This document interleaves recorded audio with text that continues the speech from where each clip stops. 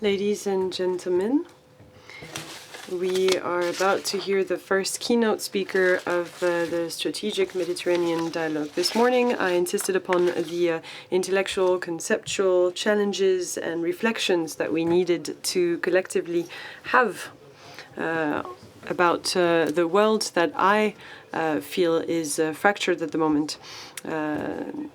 The brain is essential, otherwise we wouldn't be here, but the human being cannot be summarized or reduced to its brain, which is why at RS Med, since the very first edition of this dialogue, we've decided to invite keynote speakers, people that speak on a different register. Of course, they have a brain and they use it brilliantly, but they've also had a life, and their professional and personal lives crystallize the international relations issues that interest us today.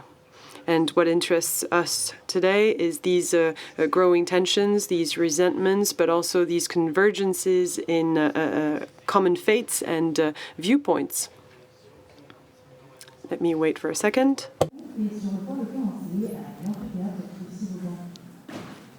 Bon, donc je me suis pas trop trompé. That was almost on time, which is why we usually invite keynote speakers that crystallize these issues to speak. And usually they ask us, what should I talk about? And we say, talk about whatever you want. Talk about yourself. Talk about your vision of the world, the way it's evolved through your personal story or through a different story. Talk about the same issues that we will be discussing over these 14 roundtables, but in a slightly different way. And I think it is a useful exercise. Maman Sambo Sidikou is the perfect example of the keynote speaker in the way that we were envisioning it when we came up with RS Med. Maman Sambo Sidikou is both a diplomat and politician, and initially he's a journalist. He is an ambassador, so we will refer to him as Mr. Ambassador. Sidikou currently works in Geneva as a special envoy for Africa of the Global Fund for Community Engagement and Resilience, the GCERF, for those of you that want to go on their website, in Geneva. But initially, Ambassador Sidikou is a Nigerian journalist. He has held key positions. I will not list all of them, but I will mention the ones that seemed the most important to me. He was an ambassador to the United States. He was a chief of staff to the head of state. He was Minister of Foreign Affairs of Niger. Since 1999, he has worked in international development in the World Bank, UNICEF, and Save the Children UK, in Africa, in America, and in Asia. For 2 years, he was a special representative of the African Union for Somalia and head of the AMISOM mission, the mission in Somalia, and many of the military personnel present here know what this is about. And in a similar role, he was a representative of the UN Secretary General and head of MONUSCO, another mission in the Democratic Republic of Congo between 2015 and 2018, after which he became Executive Secretary of the G5 Sahel between 2018 and 2021. Maybe some of you were deployed in the region at that time.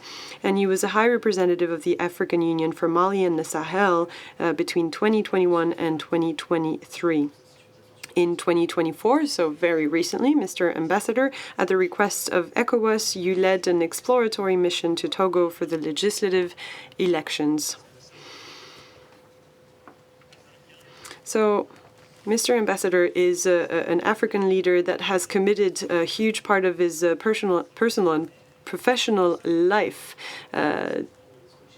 to diversity to the continent, but not only to his continent. He's worked in the Western world, he's worked in Asia, he's worked in many fields. Mr. Ambassador, I think I thought you were the perfect person to present your vision of the way the relations between the North and the South have evolved, and maybe more particularly between Europe and Africa. We've been mentioning it this morning, and we've been talking about it since the start of today. They are a key parameter of the evolution of international relations overall. Thank you very much for coming all the way.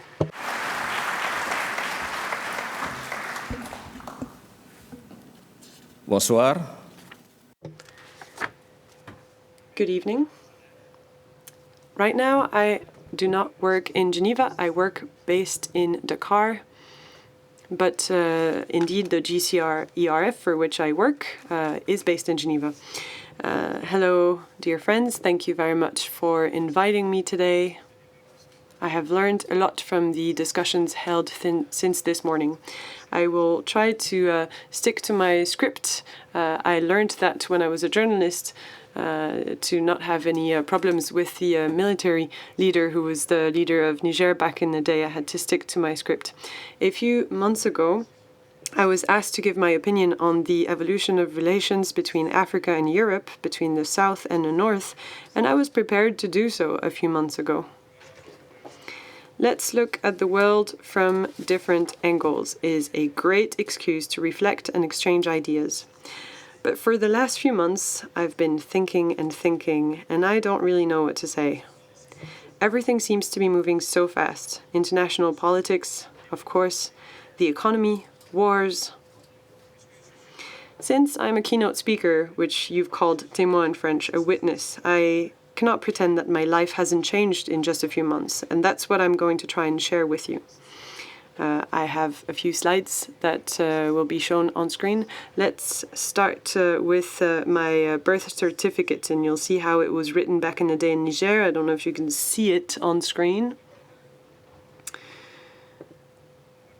I will try, through my personal story, to portray the way I see my country, my continent, and the entire world, and I have seen it throughout my career. First title, the French language and its entry into our lives. I'll start with this observation, which explains some of the complexity of the relationship between us, the French speakers of the big wide world. A few days ago was held a summit of the French-speaking world.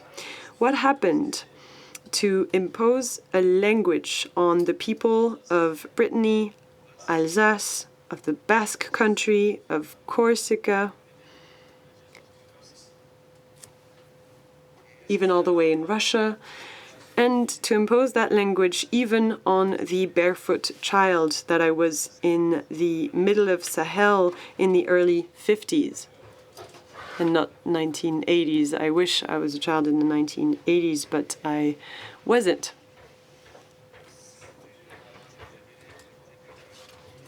This adventure of the French language is driven by power struggles and the need to adapt. It gives rise to ambivalent feelings when I look back upon it. But like my father, a water and forestry officer in the colonial administration of Niger, I belong to those who jumped on the bandwagon. I have no regrets, but should I, since I didn't choose this path? Let me give you a brief overview of the world into which I was born with my birth certificate, and I hope you managed to read it. It is a very old birth certificate, and you can see how it was signed back in the day. It's a way of capturing a bygone world where civil status was a mockery. They recorded my first name as Maman Sambo, which I inherited from my maternal grandfather. It was done at the initiative of my father, a brigadier who couldn't sign. We can see a space divided into canton, subdivision, and circle. The reference to Peul custom has been added, as well as my mother's simple first name. Typing errors, unstable spelling, missing words, you can feel the vagueness in that certificate, the life of individuals on the fringes of an administration that is trying to formalize civil status, with a Frenchman assisted by an interpreter and my father playing along. This is my way of saying how the French language, its rules and its papers have broken into our lives and changed them. This intrusion into our cultures, our lives and our states is recent and partly superficial. So it should come as no surprise that until now it has been at odds with our identity and our aspirations.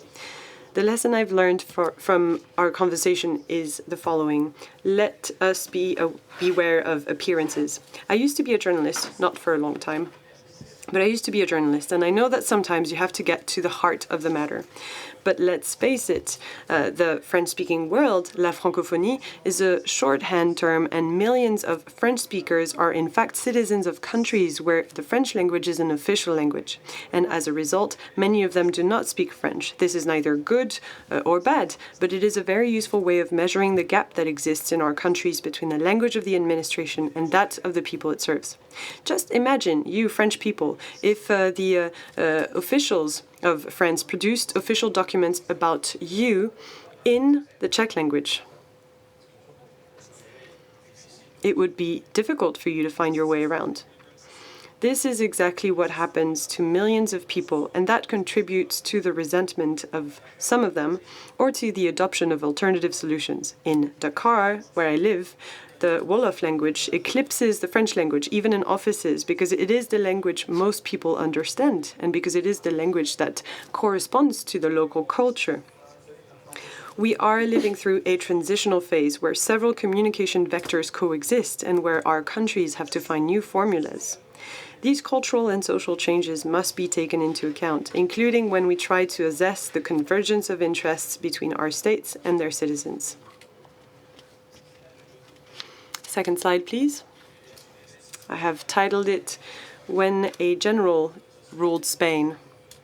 I remember studying at university in Madrid between 1969 and 1972 at the Facultad de Ciencias Políticas y Económicas. The Communist Party was underground, the police were very vigilant.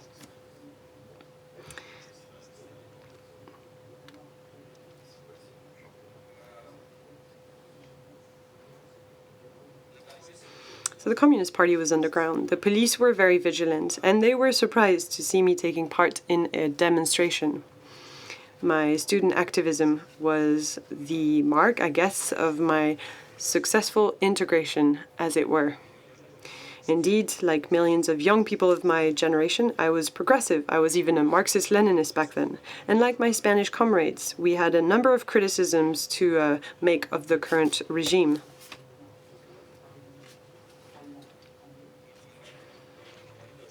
It took the intervention of an ambassador from Maghreb, I think of Algeria, to get my passport back, after having made me understand that freedom of expression and association had its limits.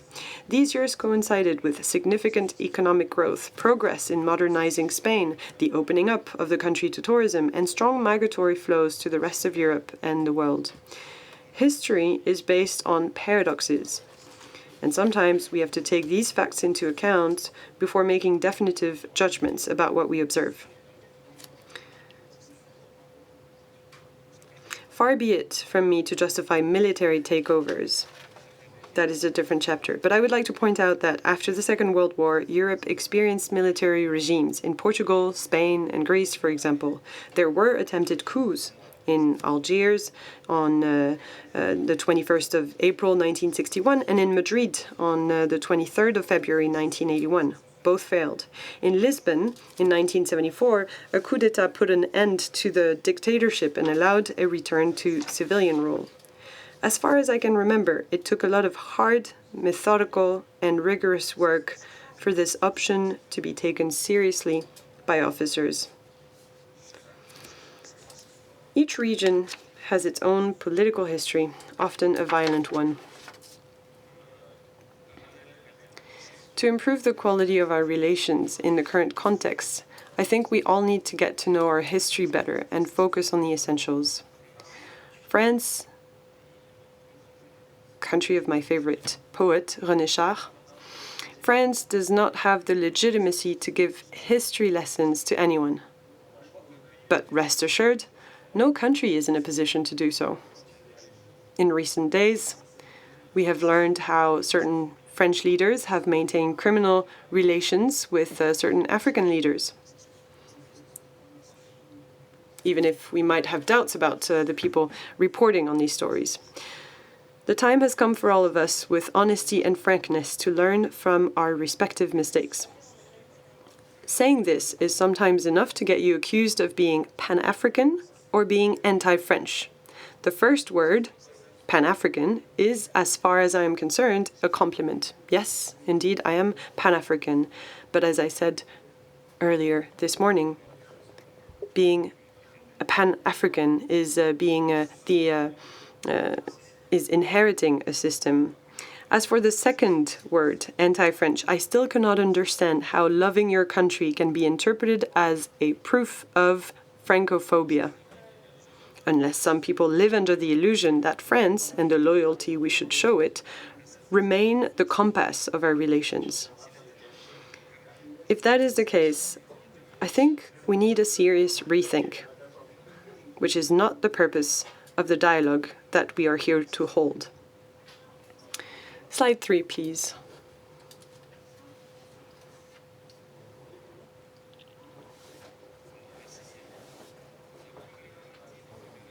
Most migratory flows take place outside the West. The statistics are well known and do not give rise to any heated debate. In the US and in Europe, this issue of migration is seen as the absolute top priority. We absolutely must close the borders as a matter of urgency. We forget that the first migratory movements were organized by some of these states after the Second World War. We get the impression that the state has been lax and that we need to react vigorously, and that a tightening of the screws will solve a number of problems. Demographic decline is on the rise, debt levels are high, democracy is failing to channel the discontent of some citizens, there are polls, changes of government, new policies. It is not my intention to comment on the choices made by Europeans. I just want to draw your attention to a perception that is growing. And it is summed up by the caricature you see on screen. Of course, it's as Manichaean as you could wish. But I think we need to face the truth. These asymmetrical relationships prevent us from having quality relationships. Our citizens are victims of the worst abuses, and our governments are all too often silent. Your credits, your financing fund, an agency, Frontex, which is the European version of Donald Trump's wall. Is this sound public spending? Allow me to doubt it. From a diplomatic point of view, it is a disaster. It is the proof that no negotiated solution is possible when the balance of power prevails. It is a good lesson in realpolitik for our states. We cannot wish to exercise our sovereignty and be surprised that others want to do the same. But believe me, when I see the pleasure and enthusiasm with which my grandchildren and their parents visit Istanbul and Dubai, I realize that we have moved on to a new chapter. Very well. What do we want to do together? According to what priorities and in whose interests? That is the adult discussion that we must initiate, and quickly. Rather than continuing with recriminations or thinking that memory work is the only way to create jobs, share prosperity, and identify possible areas for cooperation. Slide 4, please. Which I called Educate and Let Time Do Its Work. There are currently more female students than male students in the Gulf states and Iran. Who is paying attention to them? And who is looking forward to seeing the face of their societies change profoundly over the next 2 and 3 decades? It is these discrete kinds of changes that I appreciate. The types of changes that operate without the propaganda of the NGOs for which I have worked, and they have a profound effect. Allow me to share a memory with you. I arrived in Kabul in December 2021, so shortly after 9/11.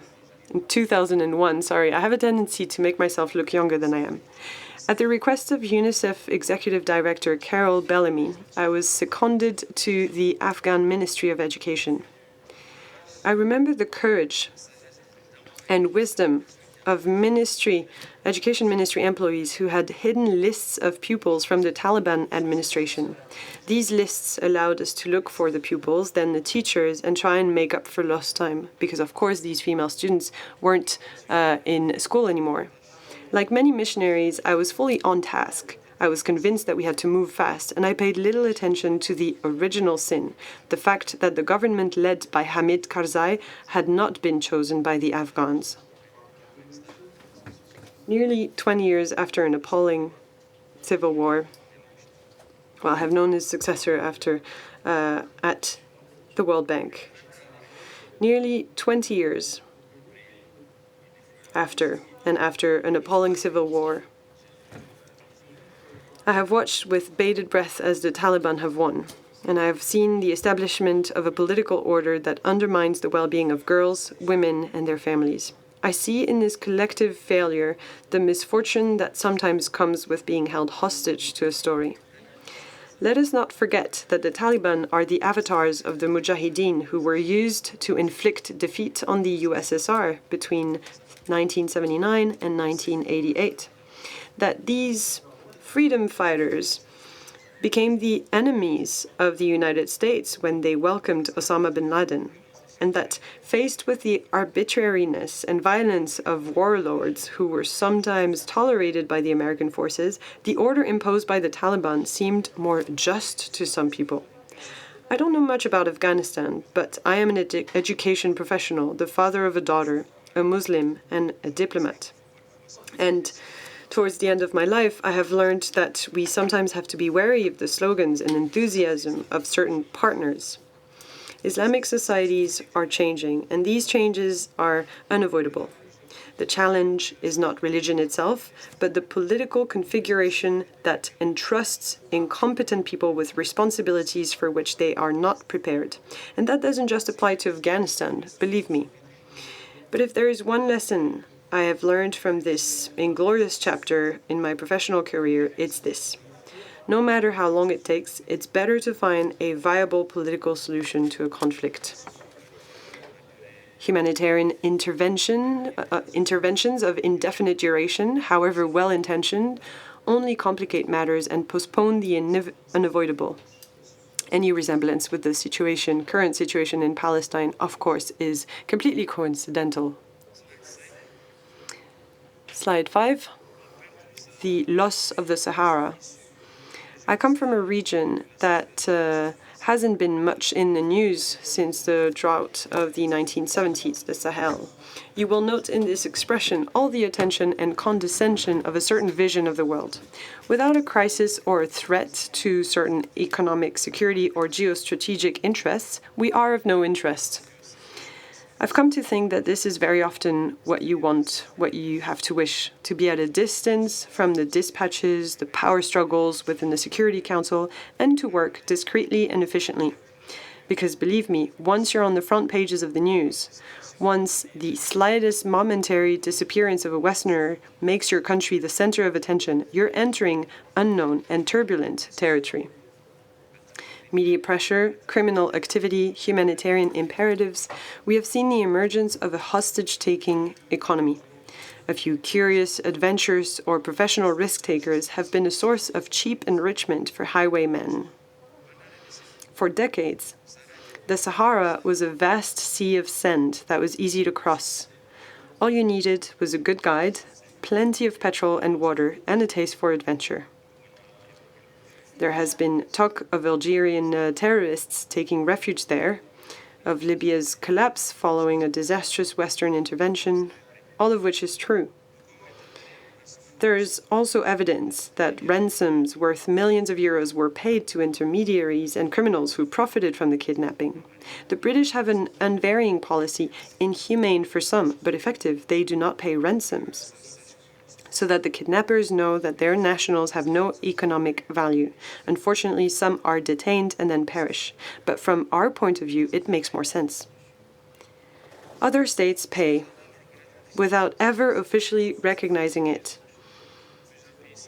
We have seen several countries of the Sahel having to provide services to a Western capital. We have seen our defense and security forces unable to carry out their mission. We had to turn a blind eye, use our aircraft to meet crooks, let considerable sums of money pass from hand to hand, and wait for the next operation. We must all learn from these situations. We must use media power wisely. We shouldn't give the impression that some lives are worth several millions of dollars when humanitarian appeals from the UN agencies sometimes go unanswered. In my view, if we are to continue to cooperate on these issues, as well as on the freedom of movement of our citizens, we will need to listen to each other and stop tinkering. I am obliged to use this trivial expression of tinkering because I cannot think of a more accurate word to describe the tricks our states have resorted to. Today, French armed forces are no longer welcome in a large part of the Sahara, and some of our states are finding it extremely difficult to maintain order or to explain to the inhabitants of these regions that the considerable sums allocated to their development have been stolen by individuals who claim to represent them. This is part of our record. And for you, it is about foreign relations. For us, it's about internal security and defending our nation. We are paying a high price for the mistakes made by our leaders. And rather than using slogans, we should learn the lessons from these situations, because nothing is more just and more useful than citizens living with dignity on their land. Slide 6, it is titled The End of Development. I'm now going to call on my past as a World Bank employee to share my views on the development of my continent and its place in the world. Development is a discipline designed by the North for the South, and it has never worked anywhere. I'll start with this quip to help us think things through. As many countries have not forged an economic strategy worthy of the name, we have confined ourselves to exporting raw materials and importing manufactured goods. The price of some of our export commodities is set by the buyer. It's a bit like walking into a bakery and buying bread at the price you like. Yes, allow me to be so trivial as to reveal our view of the world. In Niger, for example, we produce uranium, for which we have no use. It is endangering the health of some of our fellow citizens, it damages our environment, and brings very modest benefits to our economy. There will always be studies, statistics, and analyses to explain things and put them into perspective, but the fact remains, Niger is rich in terms of its resources, but poor in terms of the standard of living of its inhabitants. We'll have to solve this paradox if we do not want to go through even more difficult times, and no one wants to help us. Because in truth, in a competitive world like ours, who can think for a moment that charity can take the place of politics? I truly enjoy talking to young people. I mentioned I had grandchildren. I have children that are adults, and then I have grandchildren. I truly enjoy talking to young people because they help me be honest. Their questions, often practical and uncompromising, help me to see the world more clearly. Not as we thought it, but as it is. Behind the aspirations for sovereignty in my region, I think I read in some people the desire to have, at last, real states that function. Because the powers are precisely nations where the strength of the institutions makes the citizens count. The time for NGOs, for projects or donor programs seems to be coming to an end, given how modest their contributions are in the face of the demand created by our demographic growth. I'm talking about Niger, as you very well know. There's about 8 children per woman. We're going to have to change our software because the one we're using is obsolete and inefficient. What growth path do we envisage? What leaders do we want to give ourselves if we want to take our rightful place in the concert of nations? Questions are flying in all directions. Answers fly, sometimes inaccurate ones. This bubbling carries everything along in its wake. And The West is partly disqualified. America too, which believes it is pleasing Africa rather, by inviting it to the Security Council, but without giving it the power of veto. The response was not long in coming, no. De l'Asie viendra. On parle beaucoup de rivalité Chine-Amérique. Asia's turn will come when we realise that buying cheap manufactured goods is preventing the industrialisation of the continent.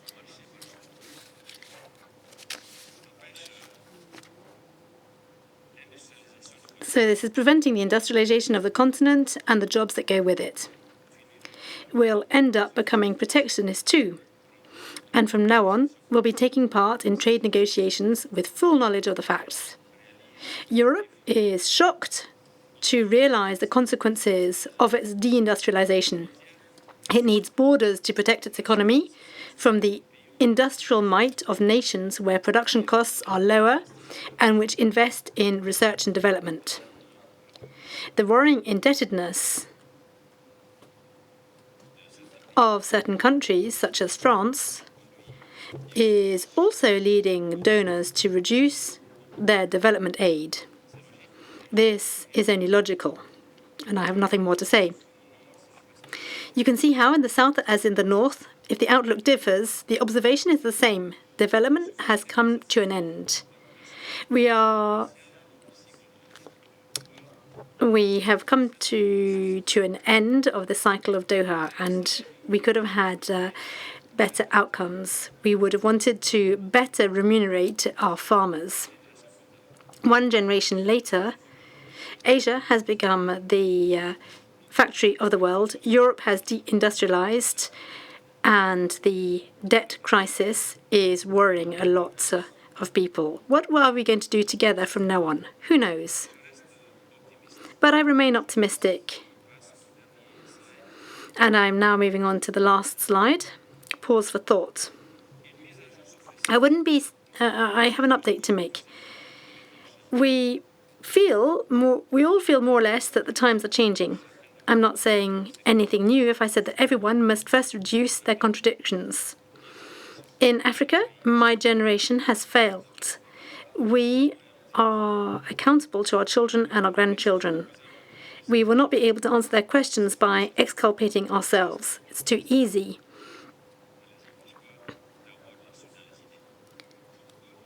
Why have we failed to offer our countries more tangible opportunities? Why have we continued to apply recipes which we knew did not work, through politeness, through fear, through being conformist? Our silence disqualifies us, especially when the younger generation offer solutions. We need to do this work. It is important for our consciences, no doubt, and also for our countries. I don't think that we need more partnerships. I don't believe in new themes, which is often what is offered. Simply that we need to do something together. Faced with the asymmetrical nature of our exchanges, what do we want to do? What best serves our interests, and to what extent? The same applies to democracy in the north as in the south. Democracy of opinion, which makes the exercise of executive power difficult, especially when the leaders seem to lack direction. Democracy of elections, when the essence of political life consists of winning power and then sharing the benefits it offers. With the return of armies to the political arena in some countries, some politicians will need to question their responsibilities. When part of a nation escapes from the state's authority, when laws are not observed, when constitutions are emptied of their substance, we need to have a last resort. And it can only be transitory because it cannot solve the equation of defining and implementing effective public policies. This is not the work of our armies, and this is where most of our thinking and action should be focused. It is true that we would sometimes appreciate it if France, or rather the executive, were more consistent in its support for our regimes that flout democracy. But for the medium and the long term, these alliances do more harm than good for France, because As the case of Senegal has shown, sooner or later the will of the people will triumph. A closer look at French political life reveals the extent to which reform is a long, tortuous and painful process. We are also seeing this in terms of foreign policy. Without either the legitimacy nor the competence to comment on this, I would nevertheless like to emphasize one fact. France's words and actions are being scrutinized with unprecedented rigor. It's the lot of the good students. It is also the price we pay for a glorious past, some of it long gone, but one by which we want to judge your country. It's partly unfair, and sometimes it gives rise to fanciful accusations. But diplomacy is also about representation. Coming back to us Africans, I think we need to keep the dialogue going, as long as it is still useful, of course. Without any pretense, I was invited by the Thabo Mbeki Foundation to take part in a meeting in South Africa on the future of my continent. It is taking place as I speak. A young advisor has advised me to cancel my Mediterranean commitment in favor of an African conversation on the continent's challenges. I had already given my word to the organizers, so I didn't take this advice. And I believe that at my age, holding up promises is important. And I don't think we should abruptly end our relationship. Was I right? The future will say. But it is true that we have more people to dialogue with, and time is precious, and we need to be more demanding. But in the future, for us to respond to your invitations, our exchanges need to be more frank and more lucid. This will take time and efforts on both sides. And the hope is that we will not write off our shared history as a write-off. In the meantime, we will continue to strengthen our states, improve our regional and continental organizations so that their independence and priorities should be in line with the expectations of Africans. Increasingly, our interests will not coincide. Please recognize this and prepare for it. At the United Nations, to not vote along the lines of France does not mean being against it, just means to think differently. In several areas, even though I didn't go to Pretoria this week, I'm perfectly aligned with South Africa's diplomatic efforts. They know this perfectly and we work well together. I was in Washington last week. I'm with you today, and I can't wait to get back to Dakar to prepare for my next visit to Abidjan and Bamako before the end of the month. Because it's on my continent that most of the work needs to be done. This professional itinerancy is unavoidable in an attempt to identify here and there the issues on which we need to work together. That is why I'm here today. And I will now stop speaking to listen to you and to respond to your comments. And to give to this moment all the importance it deserves. I would like to thank you, dear Admiral, dear friends, for your invitation, for your attention and your patience. Many thanks.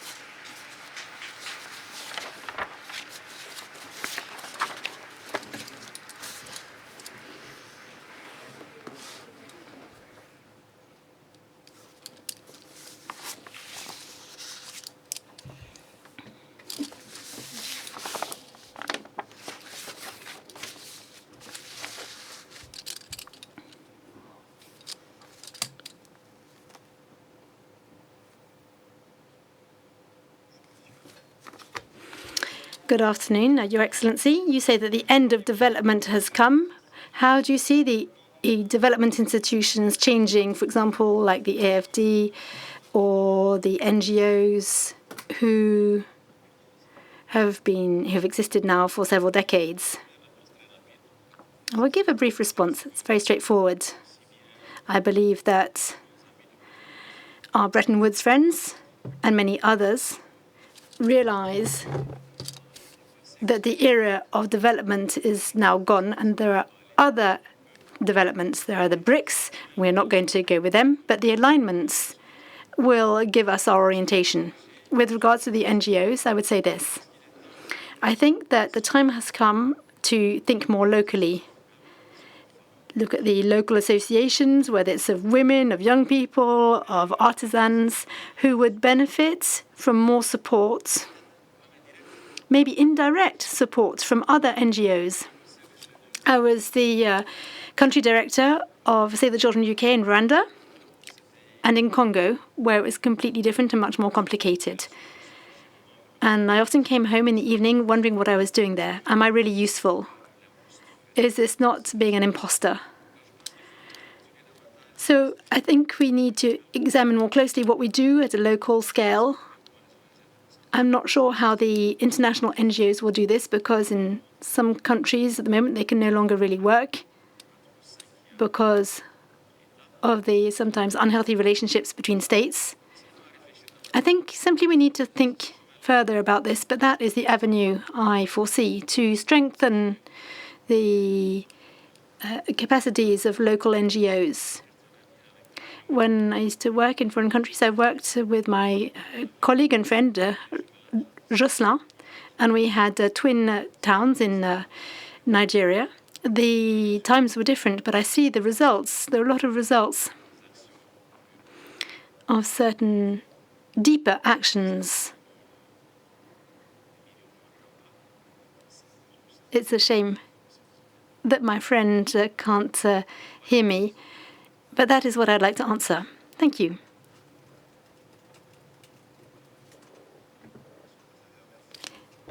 Your Excellency, the Ambassador, thank you very much. I'm a director of the War School here, and you're aware of the conflict between certain French authorities and other authorities in African countries. Do you not think that when France, in terms of institutions, and I mention especially more recent periods, has been poorly interpreted by Africans who believe that the French powers that be are defending a regime or an authority which perhaps is morally inconsistent? Perhaps there are divergences of interpretation on a narrative which is perhaps not absolutely correct. It's difficult to answer, because I would say that sometimes they're perhaps seen more as accomplices. Of course, remember that I was a minister. I would like to answer in anecdotes, because at my age and after my long experience, I have many.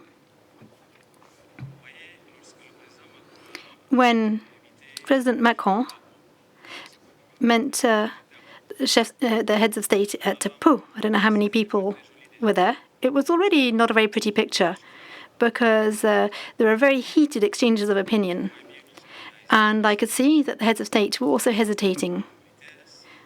My politeness, my respect for their peers, they decided to stay for a whole night in Pau.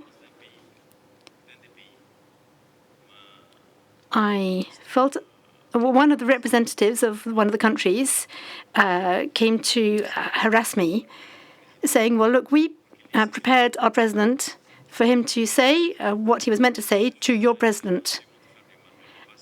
But basically, they spent their time saying, be careful, he wishes you ill, and so don't talk about this, that, or the other. And of course, President Macron has his own particular way of talking with civil society and so on. And some of the reactions were not necessarily good. The intentions were good. He wanted to speak to the people. But it is problematic, and I think we're all learning the lessons from this period. And that after this episode, we should perhaps meet on different bases.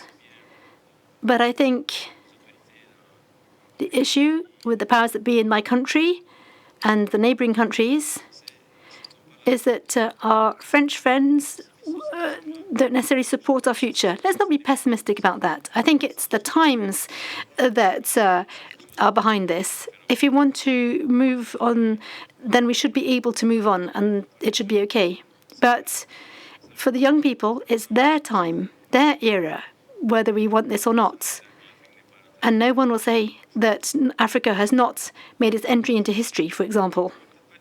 Maybe I'm not directly answering your question, but I'm trying to not misstep. Good evening, Your Excellency. I had two short questions to ask you. The first is that today many NGOs are criticizing the number of strategies linked to sustainable development of institutions such as the World Bank or the UNDP. And do you think that the end of the development era, which you mentioned, will leave more space, will give way to new types of development or new types of support to development, which will better foster the objectives of the sustainable development objectives? My second question is that you have somewhat criticized the certain organizations or organizations which support development. Do you believe that the current structures are the right ones in order to be able to better implicate the representatives of civil society and young people and to have more efficient actions? I'm sorry, I didn't hear your second question. Do I believe that? Do you think that today the configuration of the international organizations and the development organizations is the right one to open us up to a debate which would allow all the actors to have their say in civil society, African youth, economic societies? I'm not sure I've fully understood your question, but what I can say, however, is that there are hundreds of strategies. Just in terms of countries that I counted 2 years ago, there are 21 strategies for Africa, and I think the EU is working on a strategy at the moment. At the end of July, I was at the Spanish summer university for the Ministry of Foreign Affairs. It is my first adoptive country because I did my studies in Spain in Spanish. And I think they're thinking about how it's going to change. And it's the same in terms of the international civil society. I'm sorry, I didn't really understand your question, so I find it hard to answer. Well, I don't know whether it's a language issue or I'm finding it hard to understand. Your Excellency, we talked a lot about the relationship between France and Africa. For you, what is the role of Europe? What is the place for the European Union?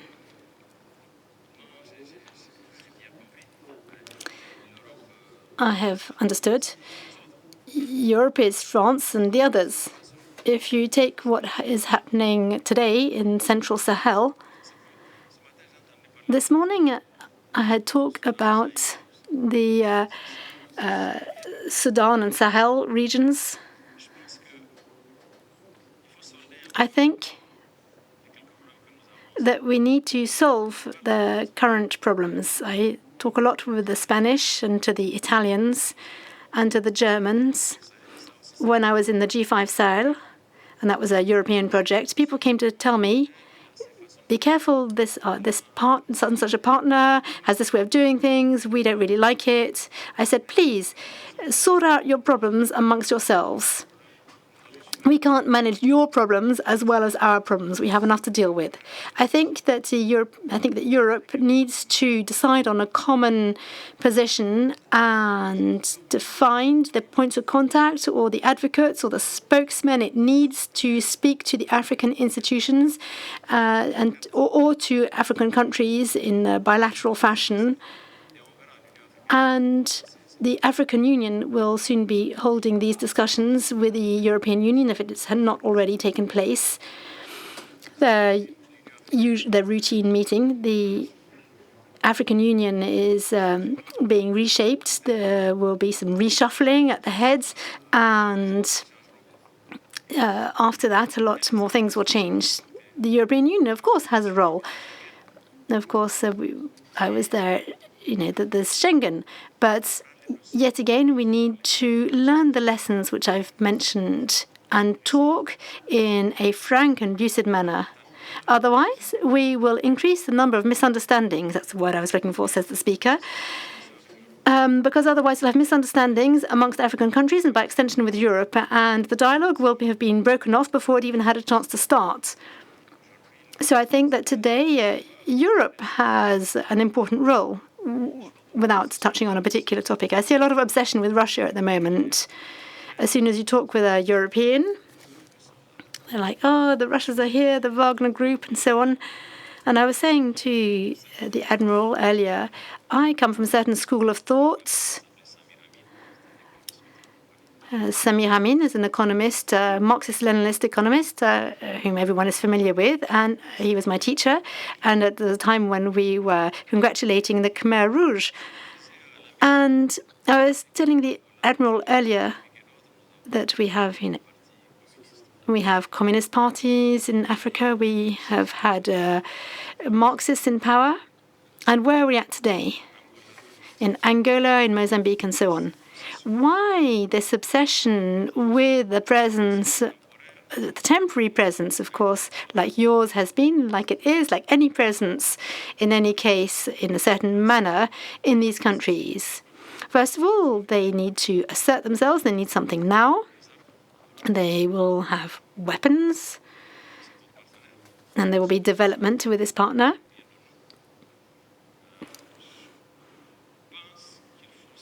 I think simply that we need to find to adopt the right tone, to always bear in mind the interests of the other. I talked about migration, obviously, with Senegal. You have some issues because I live in Dakar, and every day I see the small boats leaving and people dying in the sea. Before the president or the prime minister manages to create the jobs necessary to retain the youth, this will continue. We need to, there's a circular immigration. We should be able to find formulas, solutions in all areas if we talk peacefully without condescendence. I believe that Europe is there to be with Africa. You are just the other side of the Mediterranean. It's not the others. You will understand that with this kind of question, it's a string of words. Good afternoon, Pierrick Chabrol, insurance analyst. Oh, where are we? Says the speaker. Okay, I see you, says the speaker. Pierrick Chabrol, insurance analyst, and thanks to FMES, also a geopolitics student. I was wondering what your three best memories were, your three most beautiful memories from your career. I'm sorry, but I didn't hear, says the speaker. I know I have bad hearing in one ear, but not both. Or maybe there's an echo somewhere. The speaker says he doesn't understand. What are your most beautiful memories, your best memories? I will give you a few examples. The return of girls to school, even if at the end there was the debacle of the 2 years ago with the departure of the Americans, which meant that they had to leave school. I'm talking about Afghanistan. It was a joy to see the girls in particular go to school and learn and be happy to learn.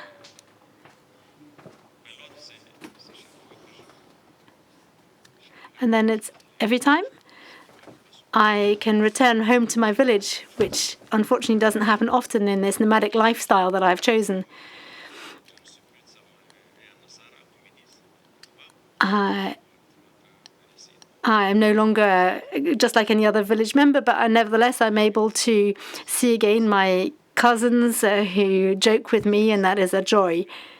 But really seeing the Afghan girls return to school, that was beautiful. Thank you.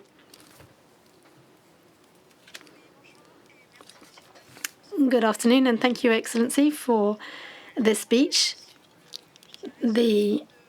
My first question is this frank and transparent dialogue that we need to have on either side of the continent. Which spaces do you believe would favor this kind of frank and open dialogue in order for it to be efficient? Because I believe that on the African side, you need to be able to say certain things, but I also believe that we need to be able to listen and to be able to say a certain number of things on the French and European side if we want to be able to build a balanced relationship which would allow us to then build a new partnership. That was the first question. The second is, today in the African reset, at what scale do you think the negotiations should be? Should it be at the level of countries or at the level of a regional or national or regional coalitions across the continents? How do you envisage this in the next 10 years in terms of the relationships between Europe, France, and African countries and the African continent? I will try to answer the first question. Perhaps you will remind me of the second a little later, speaking closer to the microphone. So for dialogue, we need nations' populations to talk to other nations' populations, people to people. And I think that people who are 50 or 60-year-old need to step aside. I think we need to bring together young people through all the various diplomatic institutions, but also all the African institutions which bring together young people. In the G5 Sahel, we had that too. They're already doing real politics amongst these young people. The terms that they're using when they speak are more or less the terms which we can read in official documents or which we use. Maybe some of you have experience in this kind of space which has been created for peoples to speak to each other and for youth to speak together. The other day, I was at the Council of Europe, and there was a person, one of these people, who mounts a tent and who serves tea, and he calls himself the ambassador for peace. And there was an auditorium where we addressed all the big topics, and then we all came to sit around him, and the conversation became a lot more fluid, and we started to talk about peace and security, but it was another atmosphere. And I think that we need to start to do more of that, and we should be able to do that for women as well, to secure these spaces so that these groups can also influence the groups who lead us, or the leaders of our countries, or maybe the groups who are leading us in the underground. Perhaps you can come and ask your second question again to me here, maybe without microphone. So without the microphone, the interpreter cannot hear, cannot interpret, therefore.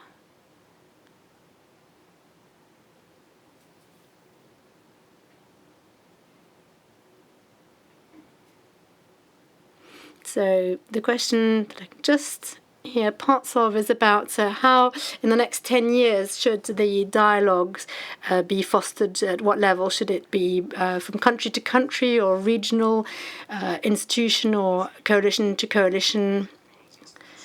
Well, I believe in institutions so long as they are functional. This West African Union, ECOWAS, was something which was created to manage water and energy and so on. And then there was a lot of upset with the management of a change of regimes in various countries, with this threat of military intervention in Niger. And I believe I'm a Democrat. When there was an military intervention against my country, I felt that they had lost. And I'm going to have to surrender. And so our our institutions need to be strong, and they should be used for discussions with our partners, because otherwise, where will we go? You develop Europe, and we are breaking apart. Africans need to work with democracy as it is.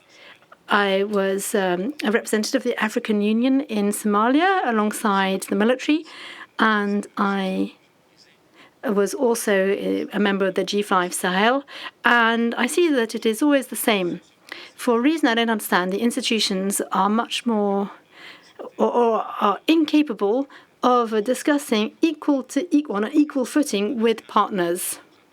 Maybe it's because internally they're not fully functional. Maybe it's because our states are not the models of democracy that they should be, or not the models of a state which consults its people when it takes decisions. And what would remain if we didn't do that? Often situations are such that we need to discuss state to state. If the Mali, Niger, and Burkina Faso get together and you don't discuss with them, you are punishing their peoples. You are not punishing the regime. I'm sorry to say that. One anecdote. In 1989, in April, I was Minister of Foreign Affairs. The President arrived on the airstrip at the airport in his presidential plane. Luckily, there wasn't... Oh, the President was killed. France suspends all of the EU's support to Niger. I was Minister for Foreign Affairs, and I was Director of the Cabinet, and I was temporarily replaced, and I went off to Brussels to see the leaders of the EU at that time, and he asked me what had gone on, what had happened. And the Minister of Foreign Affairs reads the text, and what has happened? I said, okay, listen, when you and I are in disagreement, we engage in dialogue. But what happened with us is that they used firearms instead. What happened gives an image of us which is not true to reality. But we don't understand why you are suspending your financial aid. And they said, go and see the French, it's not us. It was Paris which ordered the suspension of all the aid. We can say it is history. These are anecdotes of history. So I went to Lomé with a message to those in power to meet with President Chirac, back in the day, was doing a tour in Africa. You remember when the King Hassan II died, he had to interrupt his tour. He didn't go to Yaoundé, he had to turn back and go to Morocco. So I'm here with my message. I arrive at the airport, and one of my peers tells me, come with us to the airport. I go to the airport, and as I get down from the plane, I'm being told, President Chirac isn't going to meet with you. He's still shocked with the way the president was killed. So I waited, and I was told, let's wait in the hotel. So I waited at the hotel. I was called right before the departure. President Chirac tells me, with his very, very specific accent that I liked very much, tells me, Mr. Minister, you're the one who prepared the visit of the President to Paris, who did the meeting with my team, Depuche and Vibo. Those were the former members of his team. And then he uses this terrible word. He said, it clearly wasn't the man to lead your country, but it wasn't a reason enough to kill him the way he was killed. And that has remained in my memory. I said, Mr. President, you're probably right. When it comes to everything else, the people of Niger hasn't asked for this. And he said, you know, I want only good for the people of Niger.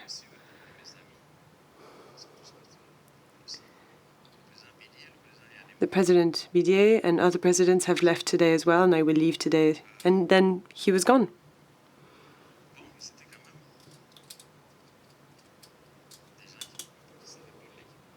Those were people that knew how to talk, discuss. I don't know if we still have that in our relations, and that is the sad thing. And I'm also obsolete now. You have new teams now in my country. We have new people, even if when it comes to Niger, those are not that new because we haven't had that much transition.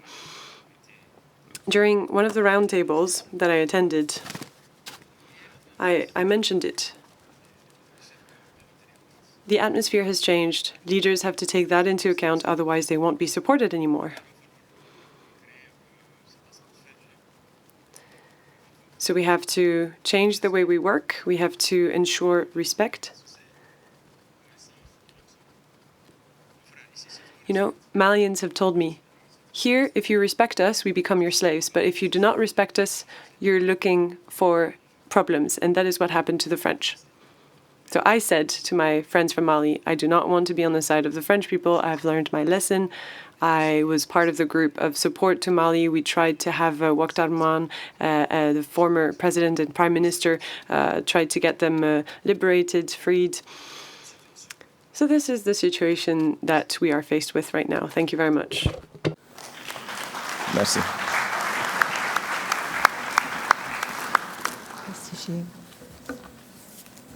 Bonsoir, Monsieur l'Ambassadeur. Hello, Excellency Darlene Cotier. I'm a director of the Journalists Agency in Paris. Thank you, first of all, for your valuable contribution, and thank you for your very specific viewpoint on the African continent and on other issues. I have a very simple question to ask when it comes to media, the media and journalists. Do you think they have a role to play in this paradigm change that you wish for? And if that is the case, what specific role do they have to play? That is a very pertinent question, specifically for a former journalist. Ousmane is somewhere in the room, and I think he's just guessing my answer. Ousmane from TV5 Monde. Of course you have a role to play. But just like everyone else, you'll have to understand what is going on. You'll have to understand who your audience is. Otherwise, you'll also be missing opportunities. I was trained by former journalists. Maybe for those of you who listen to RFI, remember a few of the former journalists. These were my tutors back then. They were the people that I looked up to when I listened to the radio, and they were people who knew our countries very well, who were very aware of traditions and cultures, and they knew everything they had to know. I don't know if you have the same capabilities today or if you work remotely only. Sometimes nowadays I listen to RFI and I hear really surprising things, even the name of places, of things. I can tell that times have changed. I'm not saying that RFI journalists are not being well trained. I imagine it's the same schools that they go through. I went through specific schools as well, and I can imagine it's the same training now. But there's a very deep knowledge of the ground that you need to have. And maybe that is lacking in French journalists. So first of all, knowledge. That is what you'll need. And do not hurt if you do not need to hurt. Sometimes you say things without realizing you will hurt people. This is a cultural difference. When a question is asked to a person of a certain age in a certain way, it can be perceived negatively among certain audiences in our countries. For example, Ibeka, poor Ibeka, rest in peace. I saw him being questioned in a way as if he weren't a president, first of all, as if he were just in a family context, in a very informal way. Think about your colleagues on the ground as well.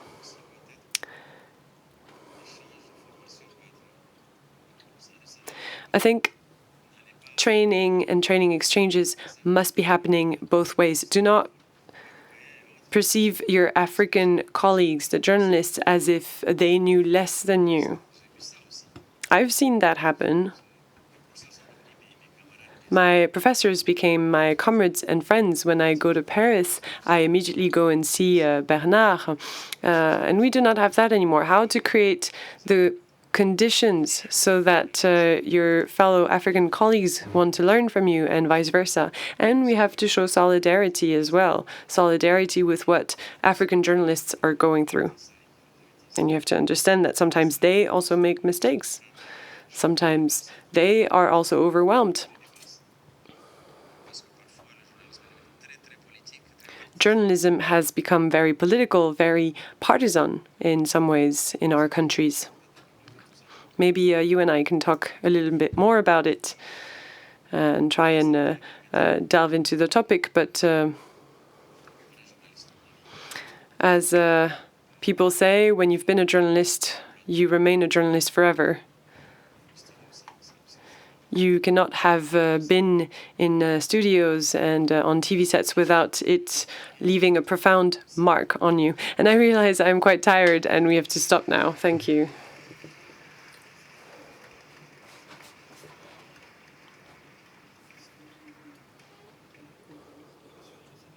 Thank you, Your Excellency. As you can tell, there were so many more questions to ask you. I'm sorry, but we'll have to stop. The questions do show you that you've put the finger on important issues. I think in what you've said, I've recognized a few of the issues that were raised throughout the day, this morning in particular, when it comes to divergencies, to different viewpoints. There's also a bit of a narcissistic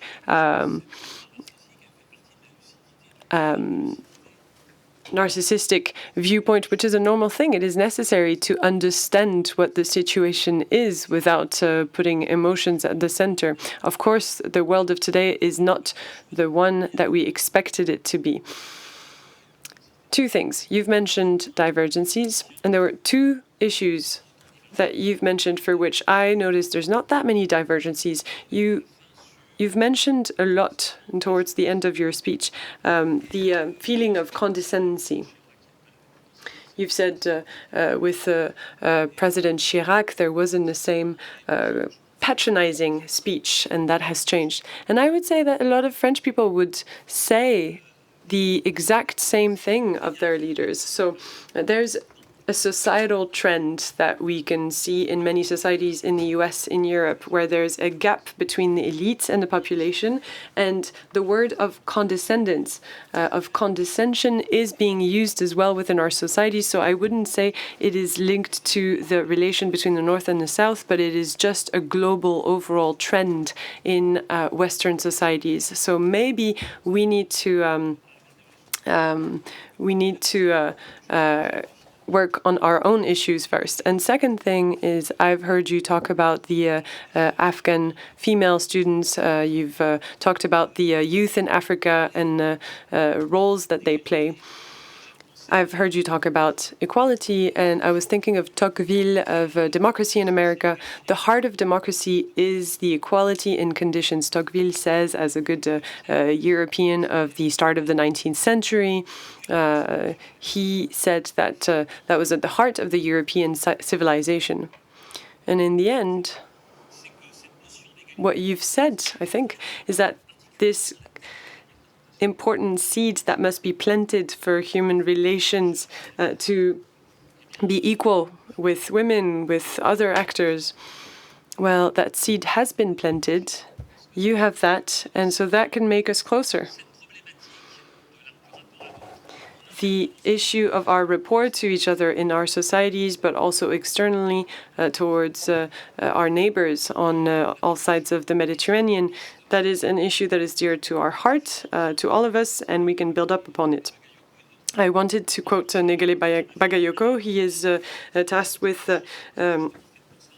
a program on Africa within FMES so that European experts can learn about Africa from Africans themselves. Because in the end, if we want to discuss and build something together, which is absolutely necessary, geography decides, as you've said, it's not Russia or China that is on the other side of the Mediterranean. We have to know each other and understand each other, and there's work that needs to be done in the north to understand what's taking place in the south a bit better. Thank you very much, Excellency. I can say you've completed your mission with great success.